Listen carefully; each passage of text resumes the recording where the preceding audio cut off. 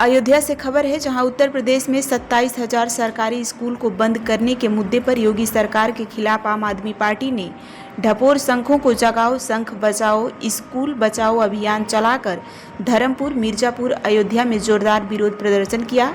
जिला अध्यक्ष अनिल प्रजापति ने विरोध प्रदर्शन के दौरान कहा कि योगी सरकार 27,308 शराब की दुकानें खोलकर 27,000 सरकारी स्कूल बंद करना चाहती है। आम आदमी पार्टी सरकारी स्कूल में पढ़ने वाले बच्चों के भविष्य से खिलवाड़ नहीं होने देगी। इसलिए आप प्रदेश प्रभारी व सांसद संजय सिंह के आह्वान पर योगी सरकार के इस तुगलकी फरमान के खिलाफ सड़कों पर संघर्ष करने उतर आई है।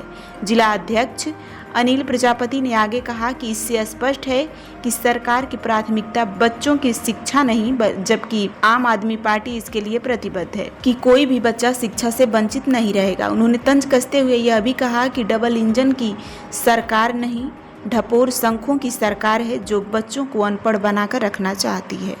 कि जो भारतीय जनता पार्टी हमेशा कहती है कि डबल इंजन की सरकार, वो डबल इंजन की सरकार नहीं है। वो सरकार जो स्कूलों को बंद कर रही है मर्जर के नाम पे जो है, और जो यहाँ छोटे छोटे बच्चे जो शिक्षा लेने आते थे वो आज यहाँ से 2.5 किलोमीटर दूर जो है पढ़ने जाएंगे। तो कौन बच्चा, छोटा बच्चा 2.5 किलोमीटर दूर जाएगा, वो स्कूल नहीं जा पाएगा। तो उसके लिए आज हम लोगों ने प्रदर्शन किया है, जो है शंख बजाओ थाली पीट के ये ढपोर संखों को जगाने का काम, योगी सरकार को जगाने का काम, जिससे वो जागे, कुंभकर्णी नींद से योगी सरकार जागे। और जो ये प्राथमिक विद्यालय बंद कर रही है, 27,000 प्राथमिक विद्यालयों को बंद करके 27,308 मदरसालय खोल रही है। तो ये सरकार जो है लोगों को अशिक्षित रखना चाहती है, क्योंकि शिक्षा अगर कल को वो बच्चे पढ़ेंगे लिखेंगे तो वो सरकार से सवाल जवाब करेंगे, सरकार से पूछेंगे। तो इन सब चीज़ों के लिए सरकार चाहती है कि लोगों को अशिक्षित रखो, जिससे वो हमसे कोई सवाल जवाब ना कर सकें और हमसे कुछ पूछ ना सकें। देखिए, सरकार, भारतीय जनता पार्टी सरकार कुछ भी कर सकती है, बंद करके इसे प्राइवेट लोगों को दे सकती है, ठेका दे सकती है, जो है वो अपना भारतीय जनता पार्टी छोटा छोटा गांव में ऑफिस भी खोल सकती है। भारतीय जनता पार्टी कुछ भी कर सकती है, उसका कोई वो नहीं है। देखिए, राम मंदिर आंदोलन के अग्रणी नेतृत्वकर्ता स्वर्गीय रामचंद्र परमहंस जी की 22वीं पुण्यतिथि के अवसर पर अयोध्या में श्रद्धांजलि कार्यक्रम का आयोजन किया गया। उनके समाधि स्थल पर श्रद्धालु, संतों और अनुयायियों की भारी भीड़ उमड़ी, जिन्होंने परमहंस जी को श्रद्धासुमन अर्पित किया।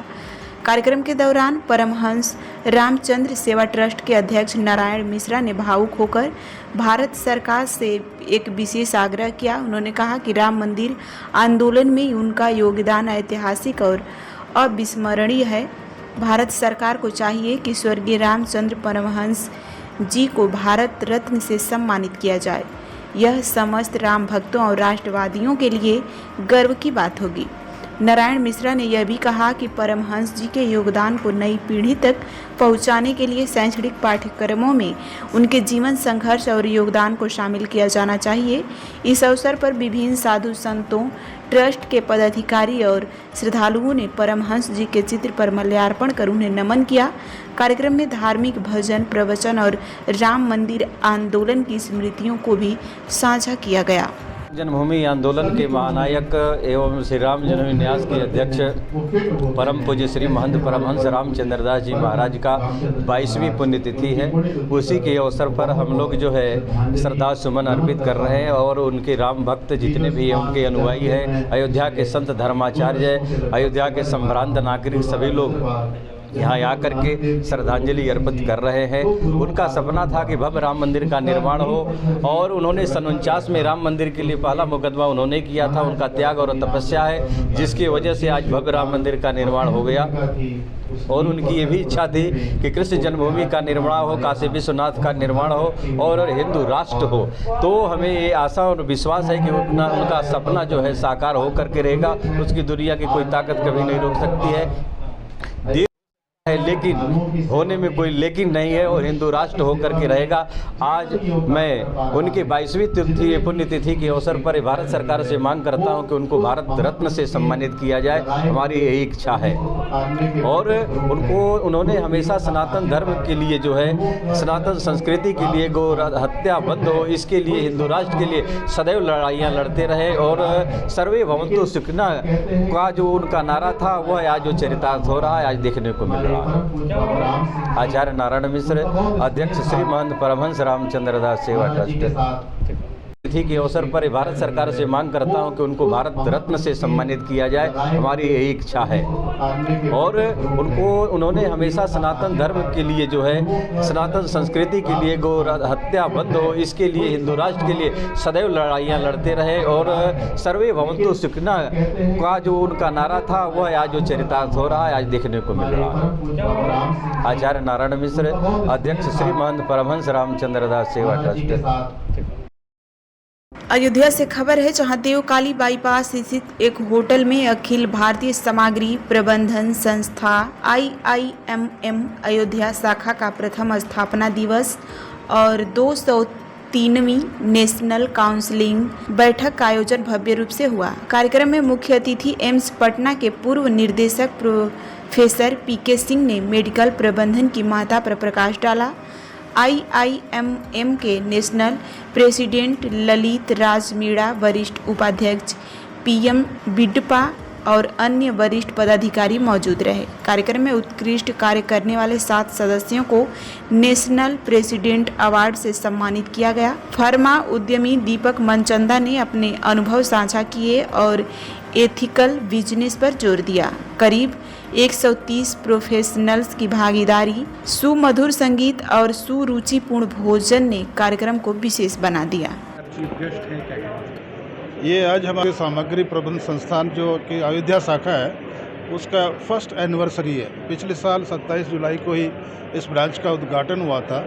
और इसका मुख्य उद्देश्य हमारा क्या है कि हमारे एरिया की जो इंडस्ट्रीज़ हैं, चाहे वो मैन्युफैक्चरिंग इंडस्ट्री हो, चाहे वो हॉस्पिटल इंडस्ट्री हो, चाहे हॉस्पिटलिटी इंडस्ट्री जैसे होटल्स है, चाहे एजुकेशनल इंस्टीट्यूशंस हो, चाहे कोई मॉल हो, चाहे कोई वेयर हाउस हो, कुछ भी एरिया है जिसमें सप्लाई चेन मैनेजमेंट की ज़रूरत है।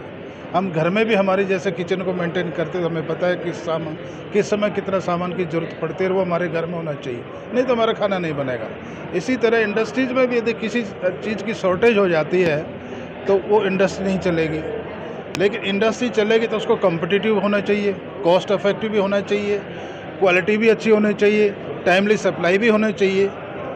तो ये सब चीज़ें हमारे जो कोर्सेज हैं, तो हम जाके लोकल इंडस्ट्रीज़ को बेसिकली हमारे कोर्सेज के थ्रू हम ये बतलाएंगे, पढ़ाएंगे। दूसरा, इंडस्ट्री स्पेसिफिक कोई प्रोग्राम है, अगर उनकी कोई प्रॉब्लम है कि हमें ये प्रॉब्लम आ रही है, उसको भी हमारे जो एक्सपर्ट हैं, जो अयोध्या में नहीं, हमारे इस देश में हमारी 56 शाखा है और हेडक्वार्टर बॉम्बे में है। तो जिस भी एरिया की कोई समस्या है, हम उस एरिया का एक्सपर्ट हमारे पास हैं और सारे वर्किंग प्रोफेशनल्स हैं।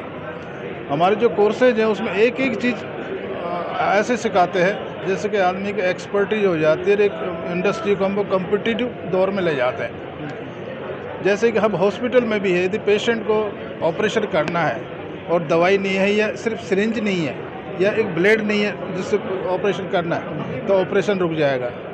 तो हमें ये करके हमारे पिछले साल की क्या रिक्वायरमेंट रही थी, इस सीज़न में क्या रिक्वायरमेंट रही थी, किस सीज़न में कम है, वो हमारे पास्ट एक्सपीरियंस से हम सारा एनालाइज करते हैं और उस तरह से स्टॉक मेंटेन करते हैं, जिससे कि टाइमली सप्लाई, चाहे पेशेंट हो, चाहे इंडस्ट्री हो, चाहे होटल हो या एजुकेशन इंस्टीट्यूट हो, मतलब उसको सबको टाइमली मिले।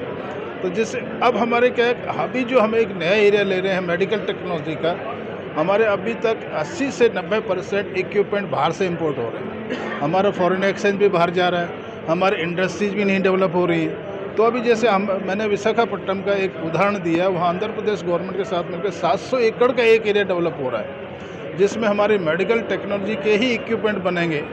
तो IIMM को उन्होंने स्पेशली बुलाया है, अब हम इसको हमारे इंडस्ट्रीज को कैसे डेवलप करें, जो हम चाइना पे, यूरोपियन कंट्रीज़ पे हमारी डिपेंडेंसी ख़त्म हो जाए। दूसरा, मैंने बताया कि जो इक्विपमेंट बाहर से हमको मंगवाने में 7 करोड़ का पड़ता था, वो हमारे कि कोविड से पहले सप्लाई चेन किसी को नहीं मालूम था। कोविड के बाद से हमारे प्रधानमंत्री, हमारे दूसरे लोग जब भी कोई बात करते हैं, विश्व के कहीं के भी नेता कुछ बात करते हैं, तो वो पहले कहीं ना कहीं ग्लोबल सप्लाई चेन का नाम लेते हैं। ये Indian institute of materials management जो 50 साल से इंडिया में है, वो सप्लाई चेन के ऊपर 1999 से हम बहुत सारे कोर्स ऑर्गेनाइज कर रही है, जिससे कि हमारे भारतीय इंजीनियर्स को, भारतीय लोगों को बहुत सारे जगह काम मिला है और वो उस लाइन में ज़्यादा से ज़्यादा काम कर रहे हैं। और सप्लाई चेन की वजह से ही हमारा जो भारत पहले 10 या 11वें नंबर पे आर्थिक में था, आज ऊपर आ रहा है।